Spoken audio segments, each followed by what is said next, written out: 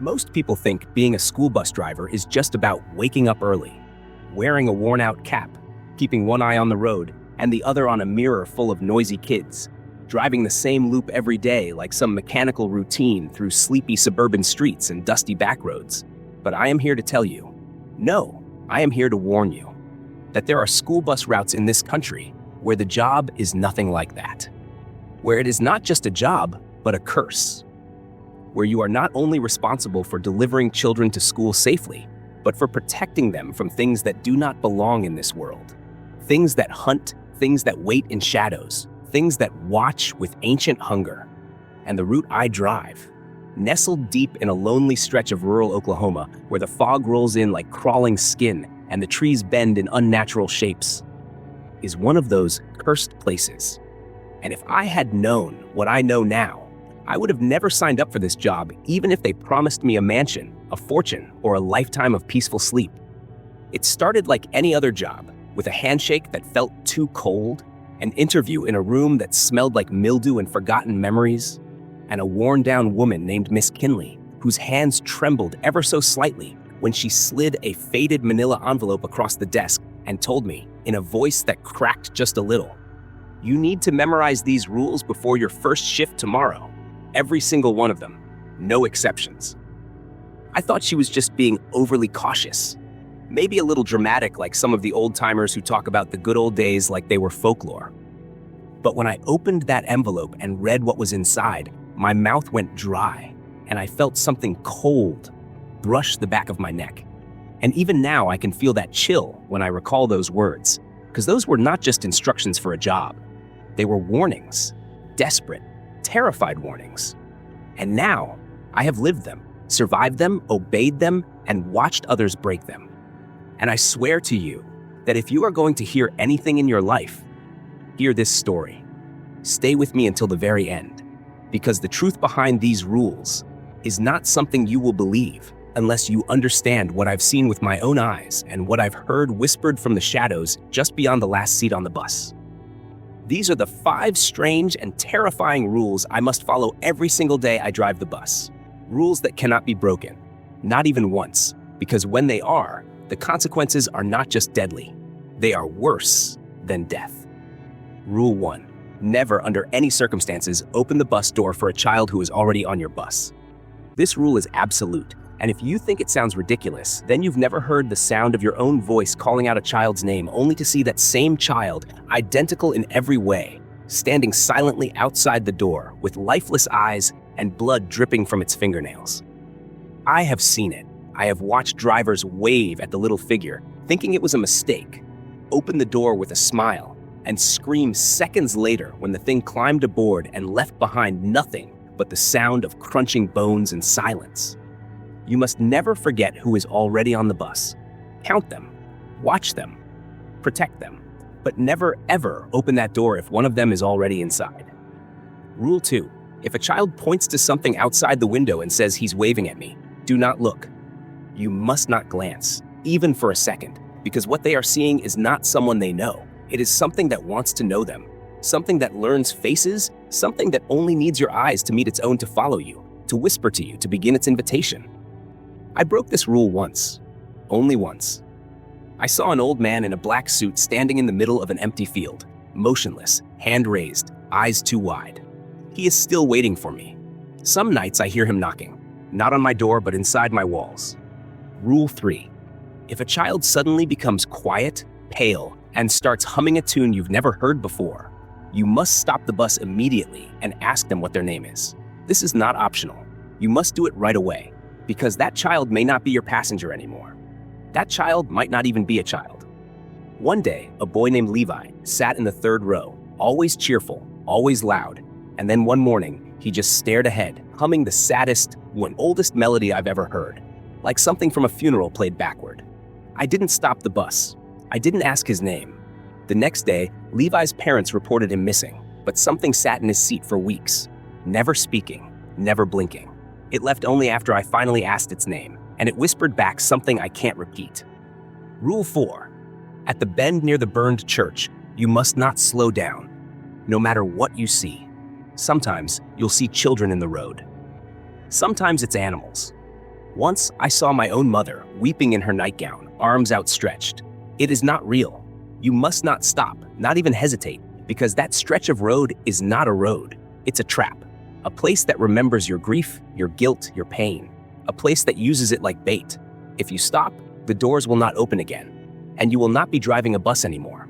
You'll be a passenger, stuck forever on a route with no end. Rule 5. Never speak to the girl in the green hoodie. She will sit quietly in the back. She will never get on or off at any stop. She does not blink. She does not breathe. She may look like she's sleeping. She may even smile. But you must not talk to her. You must not ask her name. Do not acknowledge her. Do not even look in the mirror too long, or you might catch her watching you. Every driver is told this on their first day, and every driver who ignores it is found weeks later in the woods, mouth torn open, tongue missing, hands melted together in prayer. She is not one of the children. She is older than the bus, older than the school, older than the trees, and she does not like being seen. Now that you know the rules, you might be wondering why anyone in their right mind would still take this job. Why anyone would agree to drive that cursed machine through those haunted routes. Why anyone would keep showing up when every morning feels like a dare from hell itself. But here's the truth. Once you take the wheel, once you learn the rules, once you've seen what's really out there on those dirt roads and empty lots, you can't just walk away. You become part of it. And the road, well, the road remembers. I'll tell you everything. Every horrifying stop, every moment where the rules were tested, every time I thought I'd break, scream, or die. But to understand what I've seen, you have to stay with me. Listen, all the way to the final stop, because this ride, this isn't just about me. It's about who or what is really riding the bus. And you won't believe what's sitting in seat 13, that cursed spot near the very back of the bus, 2 rows ahead of the emergency door. Left side window always slightly fogged, no matter the season, no matter the weather, as if something warm and breathing is pressing against the glass from the outside. I have never assigned a child to seat 13. Not once, not ever. But on my very first morning driving the route, after memorizing every one of the 5 strange and terrifying rules until my head pulsed with fear, I glanced up into the mirror and saw her sitting there, still as stone, in a faded green hoodie, with the hood pulled just enough to shadow her eyes, her hands clasped in her lap, like she was waiting for something or someone. And though the rest of the kids were chatting, laughing, bickering like normal, there was this unnatural silence around her that pushed the sound away, like she sat in a pocket of still air that the world itself refused to touch. No one spoke to her. No one sat near her. It was as if the children instinctively understood something I had only just been warned about. I didn't know any of their names yet, didn't know which kid lived at which stop, so I watched carefully as we moved from house to house, dust kicking up behind the wheels, the morning light painting long streaks of red and orange across the windshield, and I kept count as they boarded. 3 girls at the edge of Miller Road, 2 boys near the cattle gate, a quiet kid with a snotty nose from the trailer park near the silos. And each time I did the math, I double-checked the mirror.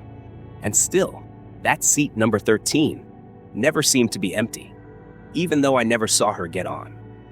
When I returned the bus to the depot after that first ride, keys rattling slightly in my grip as I climbed down from the driver's seat, I asked Miss Kinley, who was sipping weak coffee at her cracked desk with one hand and flipping through attendance sheets with the other, if there was a girl on my route who wore a green hoodie, and her face went pale, lips pressed so tight they turned the color of chalk, and she didn't even look up as she said, "You saw her, didn't you?"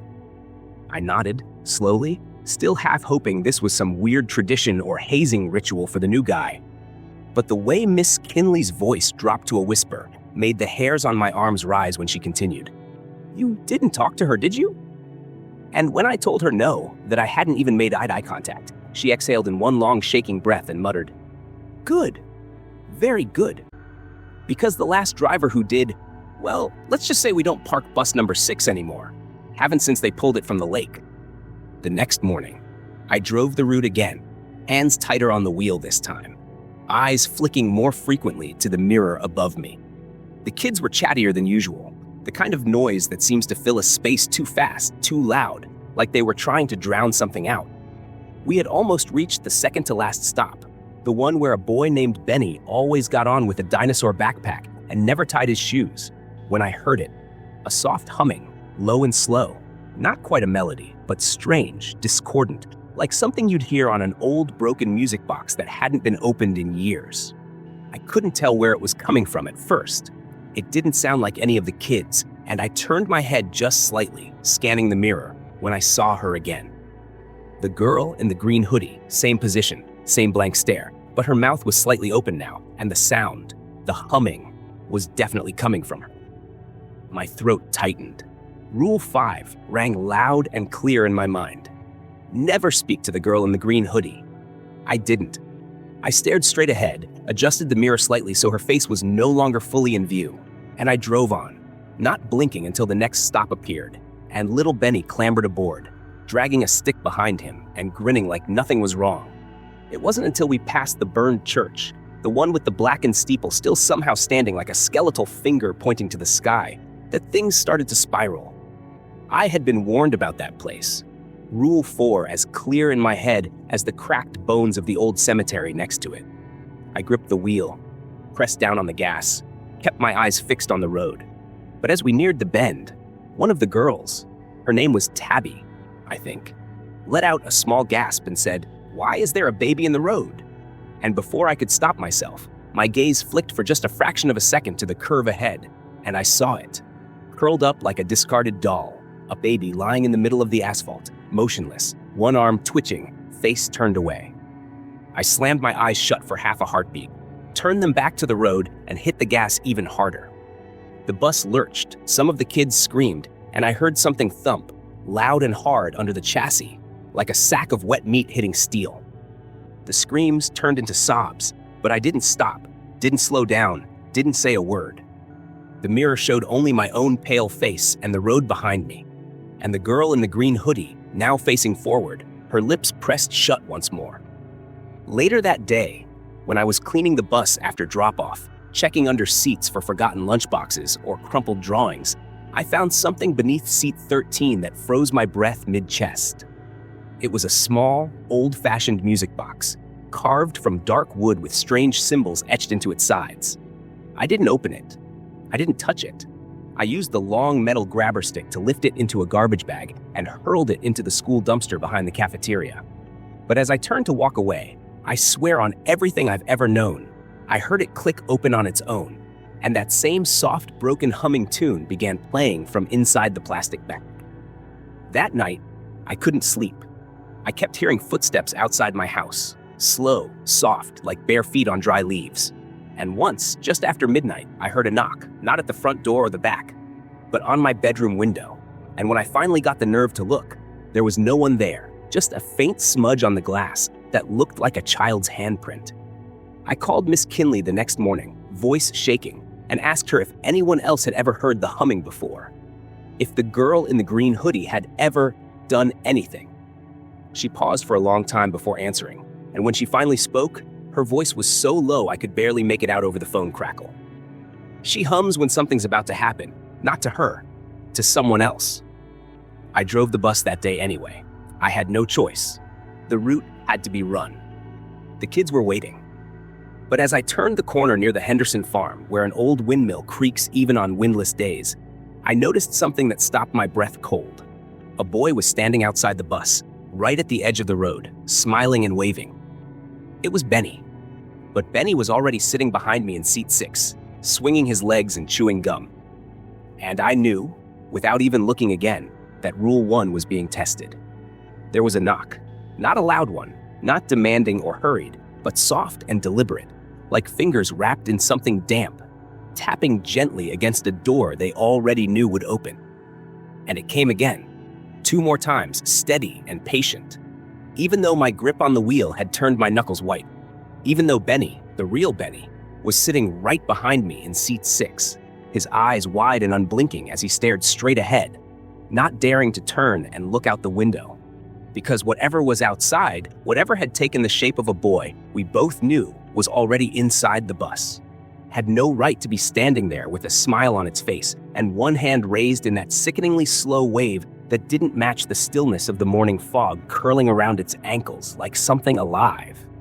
My foot hovered over the brake, the engine idling low and rough beneath me, and even though my instincts screamed to just press the gas and go, I was frozen because the thing outside was staring directly into the glass, and somehow I knew it could see me through the tinted window, even though that shouldn't have been possible.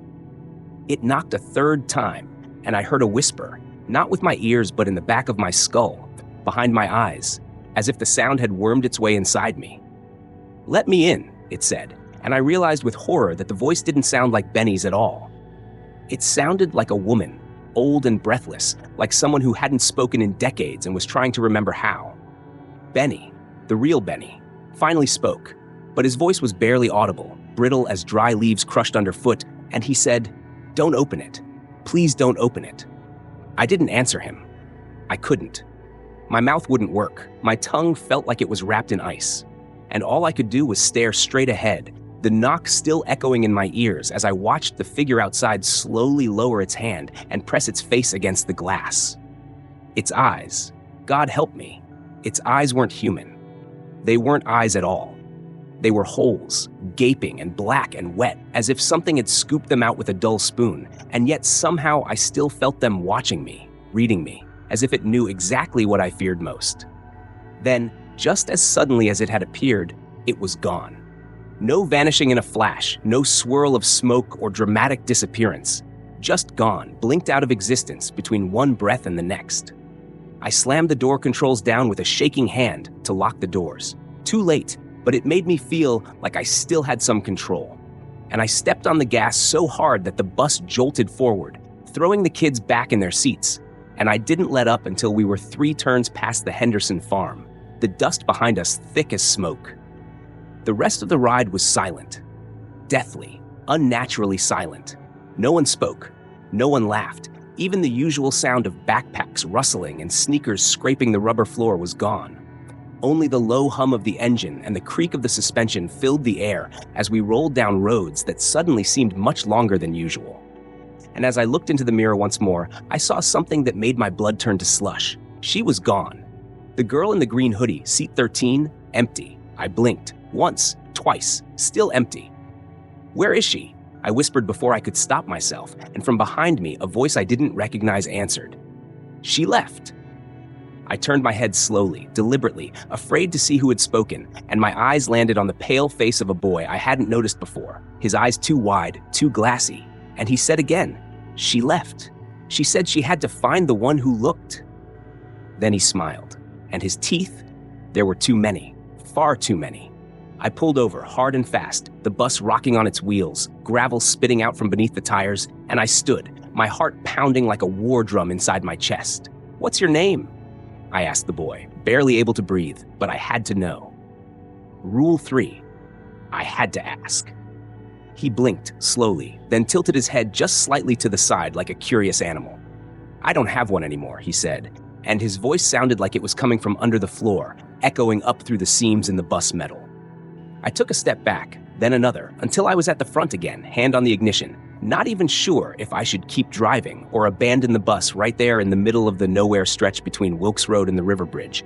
But the kids, my God, the kids, were all just sitting there like dolls, not moving, not blinking, as if they were waiting for something or someone. And I knew I couldn't leave them, couldn't abandon them to whatever was happening. I drove on, the rest of the trip a blur, and when we finally reached the school, I opened the doors and watched as they filed out one by one in perfect silence. No jokes, no talking, just a line of children stepping off the bus like they were walking into something solemn, something sacred, or cursed.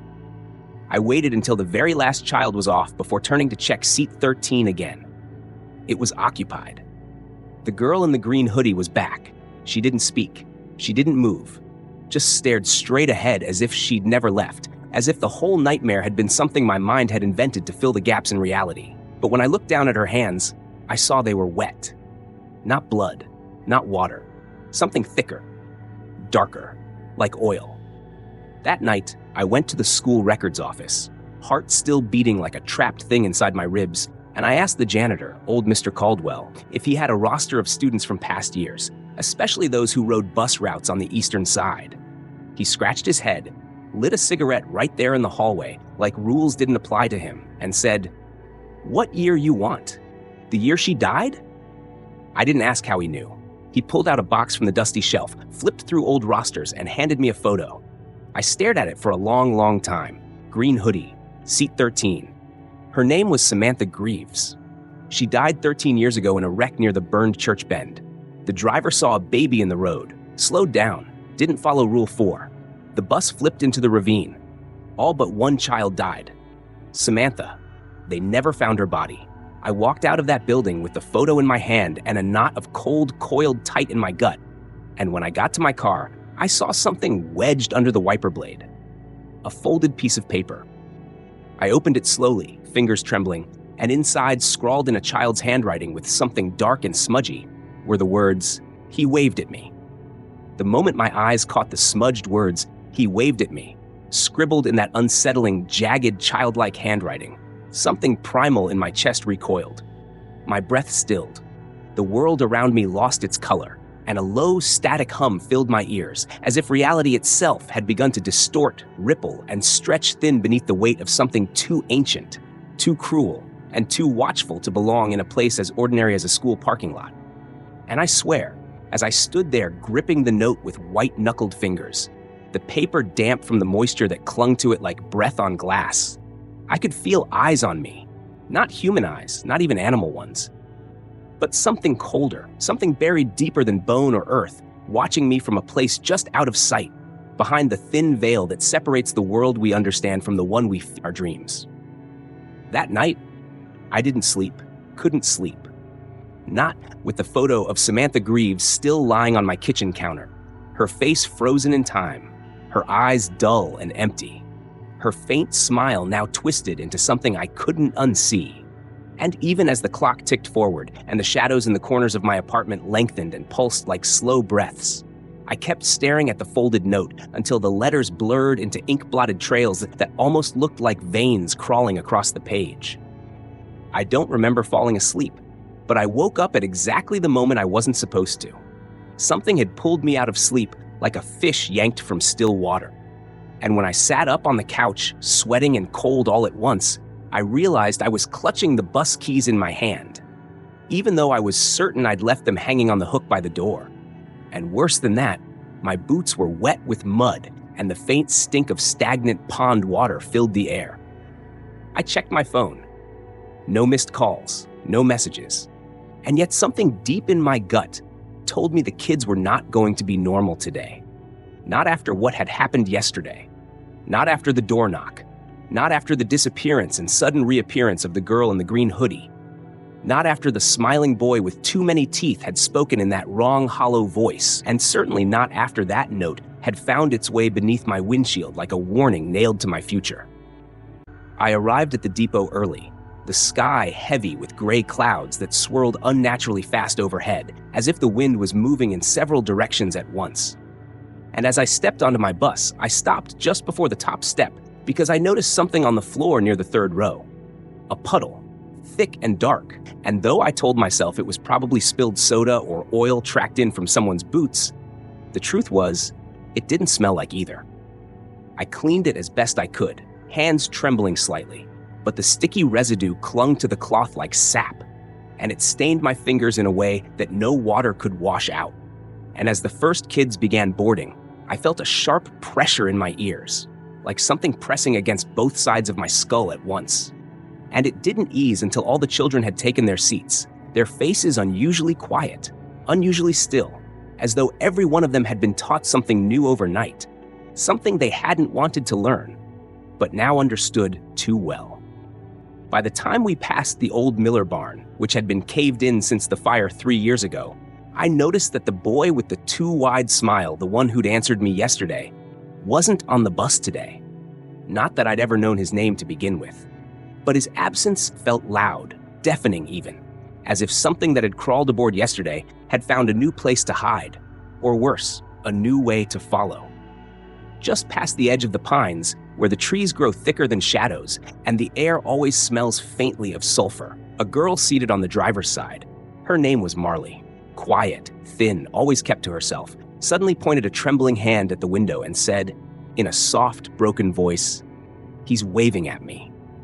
My throat clenched, my spine locked straight, and though my every instinct, my every nerve screamed for me to turn, to glance out the glass and see who or what was there, I remembered Rule 2. I didn't look. I couldn't. I stared forward, knuckles white on the wheel, forcing myself to breathe slow and steady, and I whispered under my breath, "Not today. Not this time." But Marley didn't stop pointing.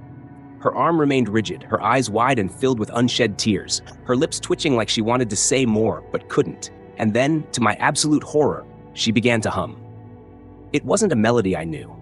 It wasn't a tune any child should know. It was slow, discordant, like something played on broken piano keys underwater. And as the sound rose from her throat, thin, pale, unnatural, I remembered Rule 3, and I slammed the brakes hard enough to jolt every kid in their seat and throw my own body forward against the belt.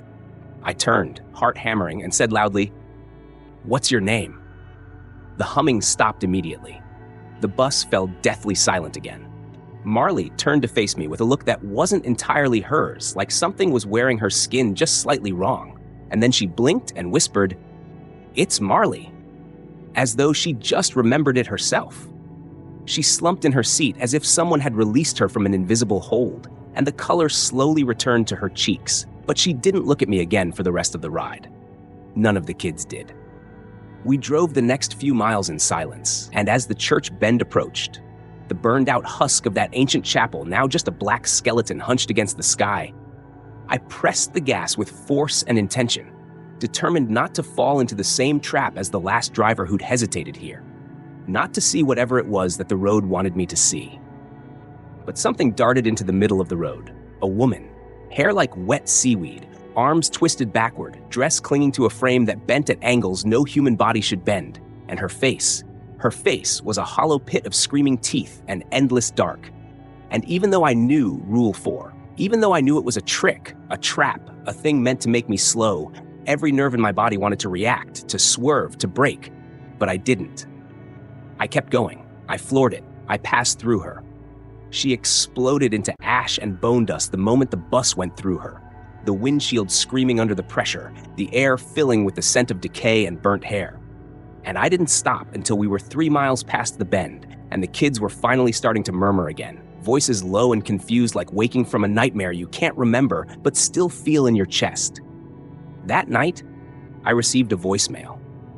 No number. No name. Just breathing, and beneath the breath, very faint, a voice whispered, "You saw her, and she saw you too." The breath in the voicemail had left me uneasy, suffocating with something I couldn't name. The quiet, rasping sound, almost like a whisper. No, like something far darker, something that wanted to claw its way out of the silence and into the heart of the living.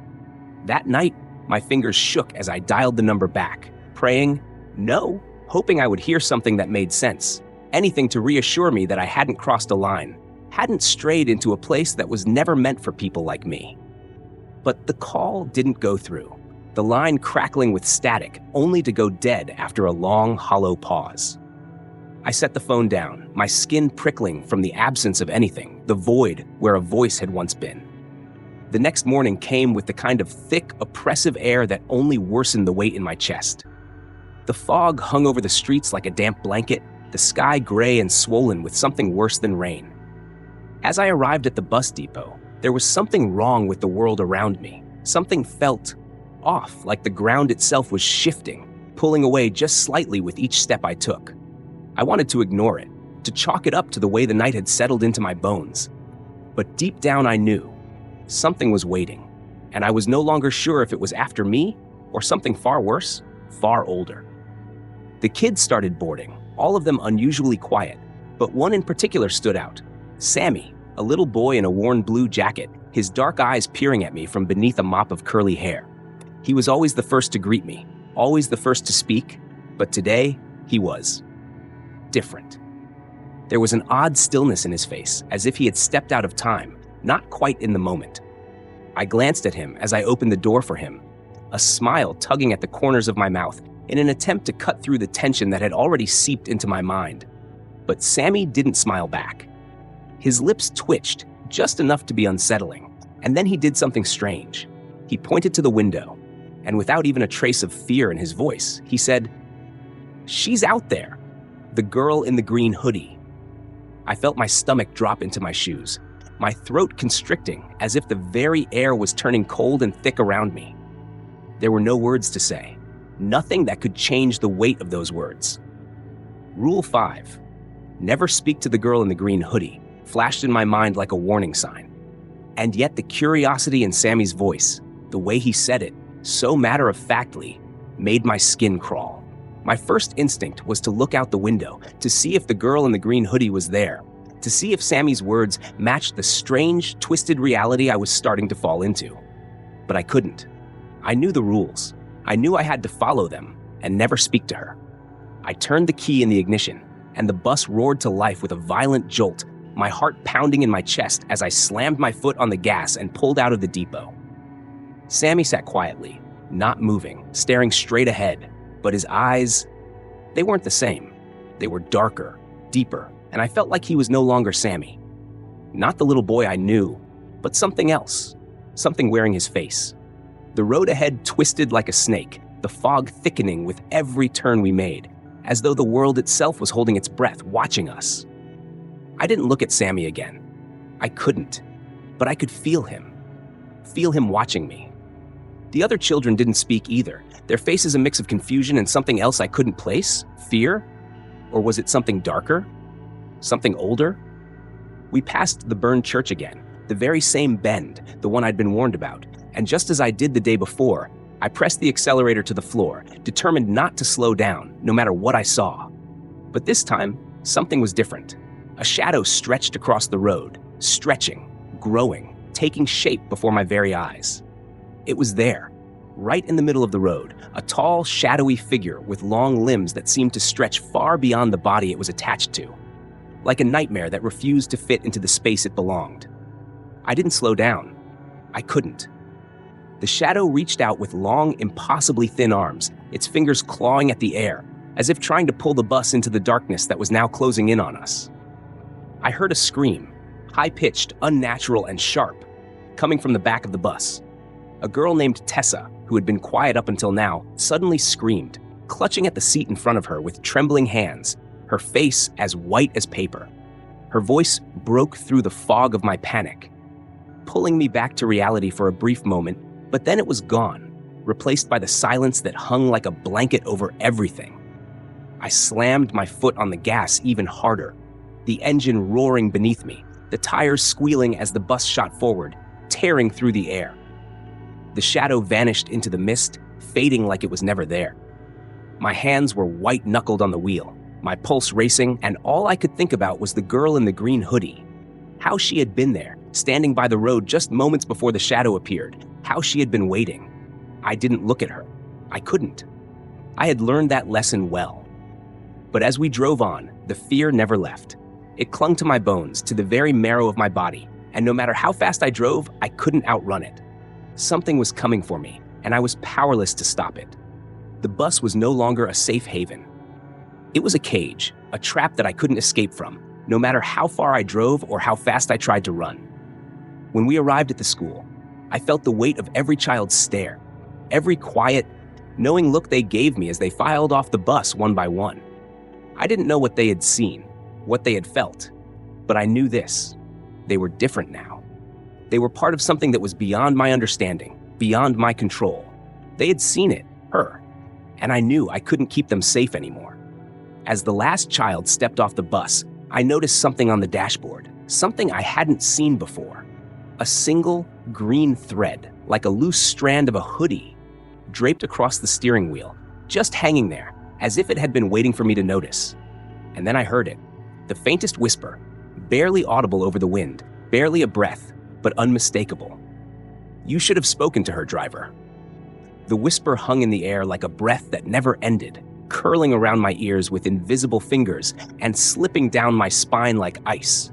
And even though the bus was completely empty now, the doors shut, the engine ticking quietly in the cooling air, and the parking lot of the school bathed in the pale orange of the early evening sun, I found myself completely unable to move, as if the weight of that one sentence, "You should have spoken to her, driver," had not just chilled me, but nailed me to the very seat I was slumped in.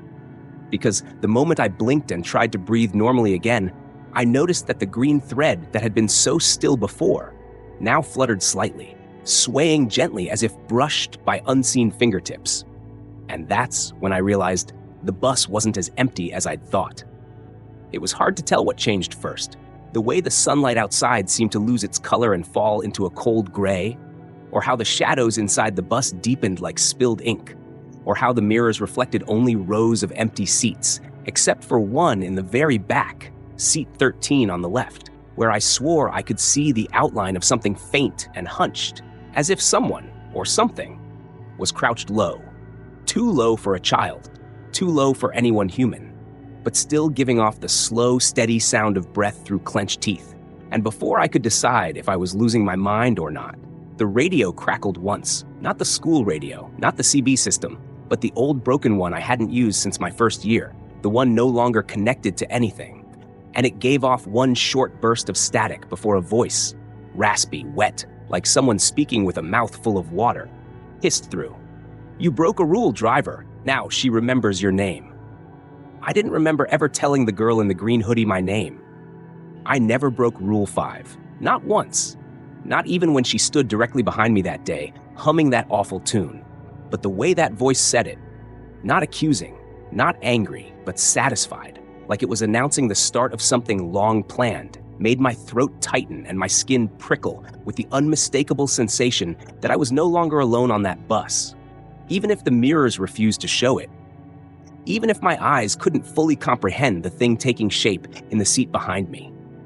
I tried to stand, but my knees felt wrong, like they were bending in directions they shouldn't, like someone else was inside me, pushing back against every motion. And as I gripped the steering wheel to keep myself upright, I saw it again. Another thread, thin and green, trailing from the edge of the dashboard down to the floor and disappearing beneath the driver's seat. And when I leaned forward just enough to peek under, I saw dozens of them, hair-thin tendrils of green, like strands of her hoodie had unraveled and slithered into every crevice of the bus, like veins reaching for a heart. And I knew, without knowing how, that she'd been here long before today. Then the children's laughter started, soft at first, as if carried from far away on the wind. But slowly it grew louder, closer, wronger, because it wasn't happy laughter. It was broken, strained, filled with gasps and choking sounds, as if someone was forcing them to laugh with something sharp against their throats. And when I turned to look behind me, despite every instinct in my body screaming not to, I saw shadows in the seats, outlines that didn't match any children I'd ever driven, hunched figures with eyes too large and mouths that didn't close all the way. And they were all looking toward the back of the bus, toward seat 13, where the green hoodie was no longer draped across a seat, but now rising slowly, filling itself out, shaping itself into the girl I hadn't spoken to.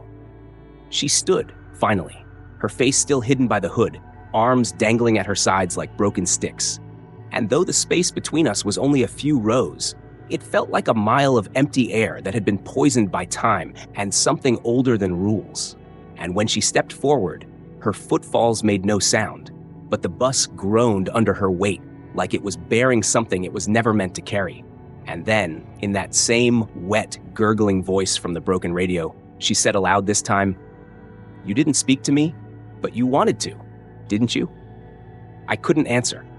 Not because I didn't have the words, but because my jaw had locked itself shut, my tongue stiff as wood, and my hands were gripping the steering wheel so tightly the skin had started to split around my knuckles, blood oozing slowly, mixing with the dust and oil of the bus controls. And then she laughed, that girl, a laugh so hollow it felt like it came from a throat that had long since rotted away. And she said, "Don't worry, driver. I'll speak for both of us." The lights on the bus flickered once, then died completely, and in that instant of darkness, I swear I felt something pass through me, cold and smooth like a serpent of wind, and my head snapped back, my spine arching against the seat, and I heard my own voice, my exact voice. But it was not coming from me. It was coming from the intercom, saying, "Route 9, clear for pickup, children awaiting." Then, everything snapped back to normal. The lights blinked on, the engine purred, The mirrors showed only me. The seats were empty, and I was sitting upright with the ignition still humming, the green thread gone from the dashboard. No trace of any child, any voice, any darkness. I didn't tell anyone what happened. I couldn't. Who would believe that my voice had been stolen by something I never spoke to? That my silence had invited a deeper curse than any word might have? But when I pulled into my route the next morning, the first child to climb aboard didn't say good morning. He didn't smile. He didn't even look up. He just paused on the first step, stared at the floor, and said, "She said you sound like her now." And then he walked to the back and sat down in seat 13 without another word, while I sat frozen, one hand hovering over the gear shift, knowing that something had shifted forever, something in me, in the bus, in the rules themselves. Because Rule 5 wasn't just about speaking, it was about acknowledgement, about notice. And now that I had heard her speak and hadn't answered, she had chosen to speak through me instead. And as I glanced down at my own fingers, I saw something winding around my pinky, a green thread looped gently, like a promise made in silence. The green thread tightened, not in a way that hurt, but in a way that made its presence undeniable, like a finger dragging down your spine in a cold room, a tether not of fabric, but of something older, something unseen.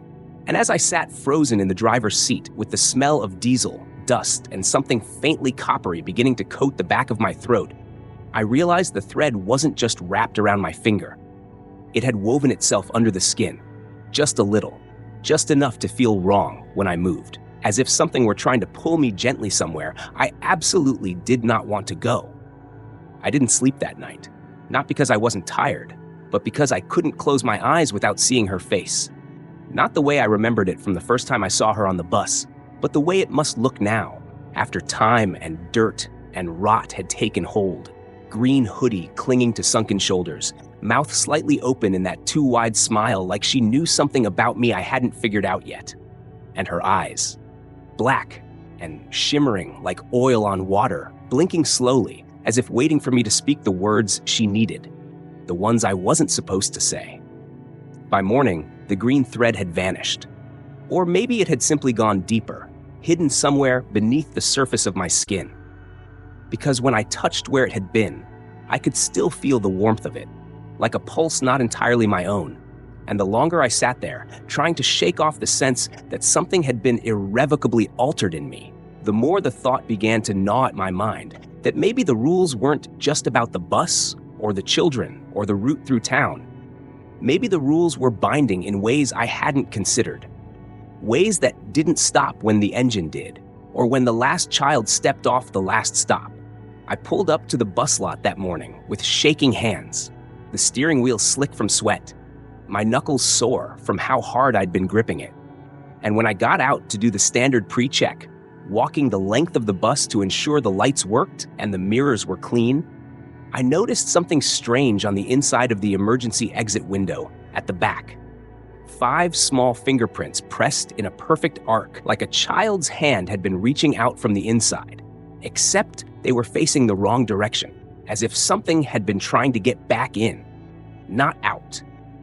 When I turned around to check the seats, just to reassure myself that nothing was there, I stopped short, because on the last row, right beneath the emergency window, was a single green hoodie, neatly folded, like someone had placed it there deliberately. And as I stepped closer, I could smell something faint and rotting, like damp leaves and rusted nails. And before I could stop myself, I reached out and touched it. And the moment my fingers made contact, the hoodie unfurled on its own, sleeves falling to either side, the hood lifting slightly as if someone invisible had slipped their head inside it. And from somewhere deep in the fabric, a voice I hadn't heard before, calm, cold, unmistakably female, whispered, "You should have asked her name." I stumbled back so fast, I knocked over the broom in the emergency cleaning compartment, and as it clattered loudly against the floor, the sound didn't echo like it normally would have. Instead, it seemed swallowed by the air, muted as if the bus were no longer in the world I knew, but somewhere half a step removed. Like the rules had started to bleed through whatever boundary kept normal and unnatural apart. And in that space, things could slip in. Things that shouldn't. When the kids started boarding that morning, I forced a smile and nodded like everything was normal, but I couldn't help glancing at each face, searching for signs of something wrong, because part of me believed that if I looked close enough, I'd spot the change. The wrong shade of skin, the twitch of a mouth too wide to be human, the flicker of black oil behind the eyes. And it wasn't long before I realized something was different, because they were all quiet, too quiet, sitting down without their usual chatter or complaints. Each one of them staring forward with wide, unblinking eyes, their little backpacks clutched tightly in their laps as if they knew something I didn't, as if they could feel the shift in the air, the same way animals do before a storm. When we passed the burned church, I obeyed Rule 4 and didn't slow down, not even when I saw what looked like a line of children holding hands across the road, their silhouettes unmoving in the rising mist. And as I sped past them, I didn't look in the mirrors because I didn't want to know if they turned to follow me with their heads or their feet. Didn't want to know if they were still there at all or if they had ever really been there to begin with. Then, halfway through the route, a girl in the middle of the bus, the one I only vaguely remembered as Emily, quiet and sweet with pink barrettes in her braids, suddenly sat up straight, eyes wide as saucers, and she slowly raised one small hand and pointed out the window, her lips parting, her voice flat and emotionless as she said, "He's waving at me." My blood turned to ice. Every instinct screamed at me to glance, just a quick peek to see what she was talking about. Because what if it was a man? What if it was someone dangerous? What if it was one of the other children? But Rule 2 was clear. If a child points to something outside and says he's waving at me, you do not look. So I didn't. Instead, I tightened my grip on the wheel and kept driving, pretending I hadn't heard her, pretending the other kids weren't starting to hum, low and discordant and strange, the same unfamiliar tune from before, like a song without melody or rhythm, something sung to keep the darkness away or invite it in. I didn't know which. I had to stop.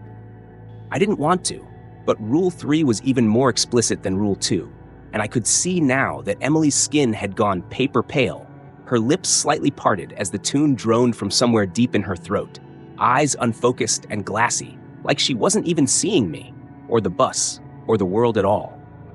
I eased the bus to the side of the road, gravel crunching beneath the tires like bones underfoot, and with a shaking voice, I asked, "What's your name?"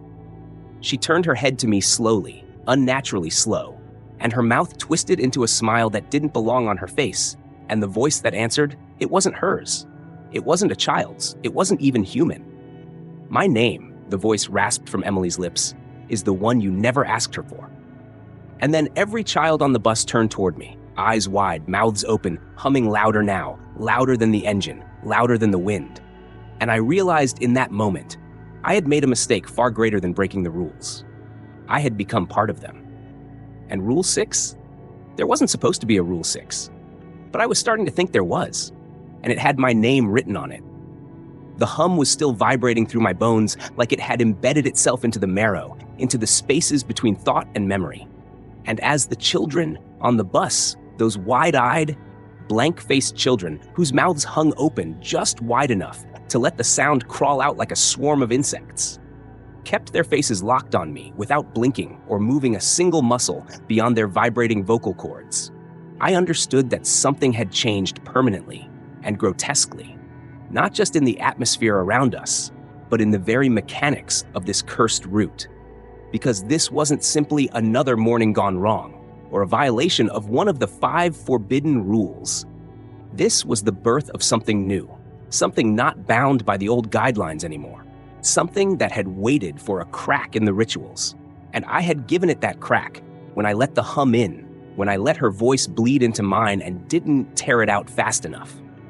As the wheel turned beneath my hands, though I swear I wasn't the one turning it, and the children began to sway ever so slightly in unison, like stalks of grass under invisible wind, I pressed my foot to the brake instinctively, only to find it sunk all the way to the floor with no resistance. And the bus did not slow down, not even a fraction, as if it was now moving on its own volition, no longer bound to gravity, physics, or the illusion of control I had clung to for years. And I gritted my teeth so hard I felt something crack behind my molars, because in the rearview mirror, I saw something that should not have been possible. My own face, reflected back at me, not as a simple mirror image, but as a separate thing, a second driver behind me. Eyes pitch black, mouth closed tight as though it were holding something back that desperately wanted to speak. "Driver," one of the kids said. Little Benjamin, the boy who never took off his dinosaur backpack, the one who always gave me a shy wave before stepping off. Only this time his voice was wrong. It echoed not just in the space between us, but in places I couldn't see, like it was coming through vents and floorboards and inside the speakers though the radio was dead. And he didn't blink when he said, "She's not in the back anymore." I didn't want to look. Every nerve in my spine told me not to. But you don't need to look to feel. And I felt her standing behind me, not sitting, not swaying with the bus like the others, but standing completely still, too still, right in the center aisle, the same green hoodie draped over her body like a burial shroud, her breath like frost crawling across the back of my neck, even though the heater had been blasting for 20 minutes. "You're not supposed to speak to her," I said out loud, though my voice didn't feel like my own anymore. And every child turned their heads in unison to look at the girl, but only for a second, because then their heads jerked back to face forward and they started humming again, louder, layered with voices I didn't recognize, adult voices, elderly voices, voices with accents from nowhere I'd ever been. And suddenly the road beneath the bus looked wrong. Not in a metaphysical way, but as if it had changed. The trees outside weren't the same trees. The telephone poles were made of something bone white and glistening. And instead of wires, they stretched long ropes tied in nooses that swayed side to side with the exact rhythm of the humming. I gripped the steering wheel as hard as I could, but it twisted under my hands, warm and pulsing like muscle and tendon instead of plastic and rubber. And from the far back seat, the girl in the green hoodie finally spoke, not to me, but to the children. "He made a new rule," she said, and her voice didn't echo like Benjamin's had. It didn't resonate in the space. It replaced the space entirely, made it hers, made it hollow and sharp like a rib cage turned inside out. "What rule?" I managed to whisper, not because I wanted to know, but because the silence between the hums was worse than death. She stepped forward, just one step, but the lights in the bus flickered, not like electricity failing, but like reality was flickering, and I heard something wet dragging beneath her feet like her shoes were soaked in river mud or blood or both. And she said, "Rule 6. If the driver becomes one of us, the route becomes endless." I screamed. I couldn't help it. And the road outside suddenly looped, not metaphorically, but visibly, physically, bending in on itself like a serpent swallowing its tail. And when I looked ahead again, I saw the same burned church we had passed minutes ago. But this time, there were no charred remains, no empty shell of stone and scorched pews. This time, the church was whole, pristine, glowing faintly with candlelight through the stained glass. And figures stood on the lawn with hands raised as though in praise or warning. I couldn't tell which, but I did what Rule 4 had trained me to do. I did not slow down, even though the hum had stopped and the silence was begging me to press the brake. Just once, just a tap, and it would all go back to normal. "Driver," whispered a voice from beneath the seat, low and gurgling like it came from a mouthful of water, and I didn't look. I didn't want to know who or what had crawled into my bus now, but the voice kept speaking, kept sliding into my brain like oil down a drain. "Do you know what happens when the rules break themselves?" I said nothing. I couldn't. My tongue felt sewn to the roof of my mouth. And in that moment, I realized we were no longer driving anywhere. The wheels weren't even touching pavement anymore. They were spinning inches above the ground, and below the tires, I saw not asphalt, but faces. Rows of them, pale and blinking and open-mouthed like they had been buried there. Like they had always been there, waiting for a route like this one to lift the veil between what was driven and what was drowned. From the front of the bus, where the windshield should have been, I saw darkness, pure, unbroken dark. And from it, 2 glowing eyes appeared. Not eyes like ours, but slits of green flame. And the girl in the hoodie took another step forward and whispered in my ear, "You shouldn't have heard me, driver. Now they'll want to hear you." Suddenly, the intercom screeched on of its own accord, shrieking like a dying animal. And my voice, my real voice, the one I remembered from before all of this, boomed from the speakers. "Next stop, nowhere. The kids began laughing, one by one, but their laughs were distorted, like old cassette tapes played backward at the wrong speed, and their mouths widened and widened until they weren't laughing anymore. They were screaming with laughter, unhinged, cracked, peeling at the edges of sanity, and the girl reached into the pocket of her hoodie and pulled out a single green thread and looped it once more around my wrist, tying it tight. "You belong to the route now," she said. And then we drove off the edge of the world. There was no crash, no screaming metal or lurch of falling weight, no impact or jolt to signal the end, only the suffocating silence of being nowhere and everywhere all at once. The bus suspended in an endless void of gray fog that pulsed like a living thing. The windows now opaque with thick mist that pressed inward as though trying to squeeze itself through the seams of the frame. And the children, those strange, unblinking children, were no longer sitting but standing, all of them perfectly aligned in the aisle, with their heads tilted at the exact same unnatural angle, as if listening for something only they could hear, something that lived in the mist beyond. And when I turned my head even slightly toward the windshield, I realized it was no longer glass. It was a mirror, and it didn't show me at all. The mirror stretched from floor to ceiling, rippling like a surface of still water that had forgotten how to be calm.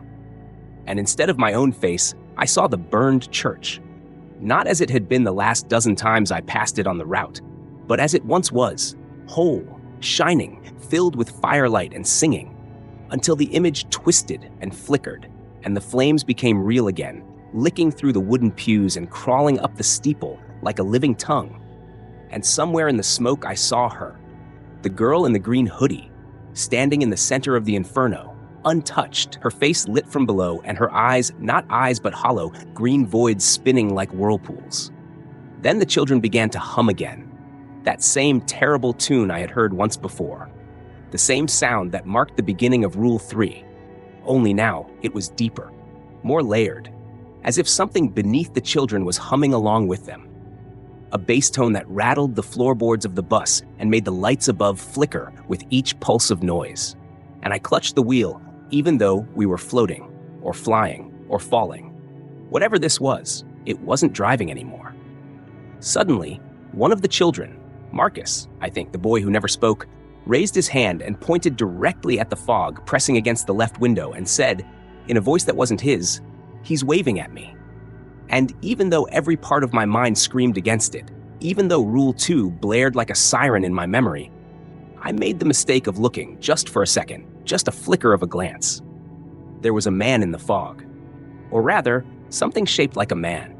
Impossibly tall with too many joints, knees bending backward and arms that stretched the length of the bus. Its hand pressed flat against the glass like it was reaching into my mind. And even though its face had no features, I knew it was smiling because the fog shifted around where its mouth should be, and the bus groaned like it was about to be pulled apart at the seams, and every child on board whispered in perfect unison, "You saw him." I tried to speak, tried to scream, tried to slam the accelerator or open the door or do anything that might break the nightmare. But the controls were gone, replaced with buttons I didn't recognize, symbols carved into rusted metal and pulsing faintly green like veins under skin. And then the girl was standing behind me again, her breath cold against my neck as she whispered, "Now you've broken 2. And when I turned to look at her, I realized her hoodie was wet, soaked through as if she'd walked through a downpour, and where the water touched the floor, it hissed and smoked like acid. I asked her, "What do you want from me?" But she only stared, blinking once, slowly, before replying, "The route must continue." And with that, the bus lurched downward, not forward, not along any road, but downward, as if falling into the bowels of the earth. And the children didn't even react, didn't stumble or cry or move at all. They only kept humming, louder and louder, until the sound was no longer music but vibration, until my bones ached with it. The walls of the bus began to peel. Paint blistered and curled back like dead skin, revealing wood beneath where there had only ever been metal, old wood, rotted and pulsing faintly with some unseen heartbeat. And the air smelled like wet soil and graves left open too long. And then, in that impossible place, the lights above shattered all at once, plunging us into a darkness so complete it felt like drowning in ink. I could hear something crawling on the roof of the bus. Not footsteps. Fingers dragging slowly from one end to the other, pausing above each seat, tapping, counting, then moving on, until it reached the front and stopped above me. And a voice, not the girl's, not a child's, but something ancient and broken, said, "You do not belong here." And I felt something drip onto my head, warm and thick, and when I touched it, it was blood. The mirror that had once been the windshield cracked, not from impact, but from something pressing against it from the other side. And as the cracks spread like spiderwebs, I saw faces in the shards, hundreds, maybe thousands of faces, all screaming silently, their mouths wide and endless, some of them familiar, children who had ridden my bus years ago, ones I thought had moved away or vanished in the system, or were never real at all. And in the center of them was mine. But the eyes weren't mine. They were green. And then the bus hit something. Not a wall, not the ground, something softer, but alive, like bursting through a membrane. And the children all exhaled at once, a sound so sharp it felt like knives across my skin. And then everything stopped. We were parked, just parked, in front of the school again. The brick building standing silent in the early morning fog. The trees unmoving. The world normal again. Too normal, like a film set or a dream made solid. And the kids stood and began to file off the bus one by one, their faces calm, cheerful, like nothing had happened at all, like the rules had never existed.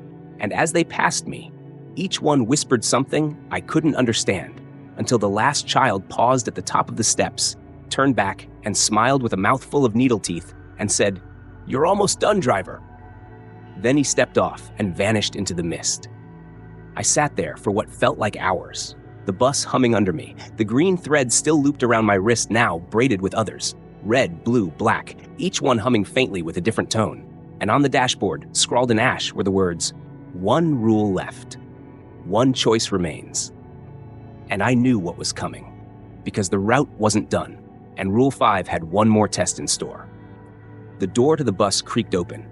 Not because I pulled the lever, not because any button was pressed, but as if the metal itself had bent inward under a pressure that was neither physical nor explainable. And the air changed in that instant, turning thick like syrup, heavy with a silence so unnatural it made my ears ring. And then I heard the first footstep. Slow, deliberate, too soft for the weight it carried. Followed by another, and then another, until she appeared again. The girl in the green hoodie. But this time she didn't sit or speak or even blink. She just stood at the front of the bus, halfway between the steps and the aisle, head tilted slightly like a painting hung wrong. And in her hand she held a long spool of green thread, slowly unwinding as she walked forward, inch by inch, with every strand she pulled glowing faintly in the shadows cast by the emergency lights above. She didn't smile, didn't blink, didn't even breathe that I could see.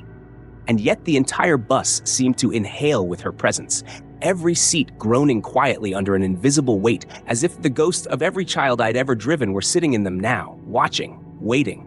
And when I opened my mouth to say something, to ask what she wanted, to scream, to beg, to make it stop, I couldn't, because my voice wasn't mine anymore, and my tongue felt sewn to the roof of my mouth with a thread I couldn't see. And I realized then, with bone-deep certainty, that the rule had never been about simply not speaking. It had been about not letting her know you could. "Driver," the girl said, not with her mouth, but with a voice that echoed from the rearview mirror, from under the seats, from inside the floor panels, everywhere at once. "You've followed the rules. You've broken the rules. You've been tested, but now you must choose." And she extended her hand toward me, palm open, fingers impossibly long now, shadows writhing between them like snakes made of ink. And in her palm was something I couldn't comprehend at first, because it wasn't an object, not exactly, but rather a feeling solidified into a shape, a small pulsing knot of all the terror and sorrow and guilt I had felt since the very first morning I took this cursed route. And it glowed the same sickly green as the thread on my wrist, a soft, steady pulse like a heartbeat. "You may leave," she said, this time with her lips, and that made it worse somehow, because when she spoke aloud, it sounded like every child I'd ever known was speaking through her, their voices overlapping in a horrible harmony, boys and girls and others, laughing and crying and gasping in perfect disharmony. "But only if you choose someone to take your place." and behind her, the bus seats weren't empty anymore. They were full, overflowing, with dozens, maybe hundreds, of children. Some I recognized, others I didn't. All of them watching me, some grinning, some weeping, some blank-faced with hollow eyes. And I felt the world tilt again, as if the entire route had twisted upside down, as if I were no longer driving on a road, but through a memory stretched too thin.